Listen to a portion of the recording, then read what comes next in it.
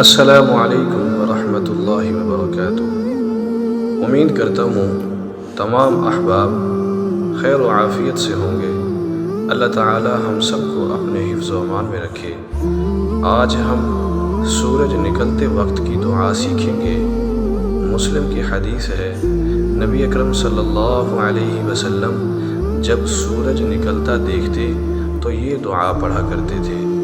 وہ دعا یہ ہے: الحمد للہ الذی اقالنا یومنا ھذا ولم یہلکنا بذنوبنا، جس کا ترجمہ یہ ہے: تمام تعریفیں اللہ کے لیے ہیں جس نے ہمیں معاف فرما کر یہ دن ہمیں عطا فرمایا اور ہمیں ہمارے گناہوں کے سبب ہلاک نہیں کیا۔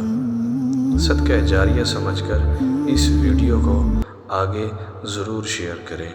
جزاکم اللہ خیرا کثیرا۔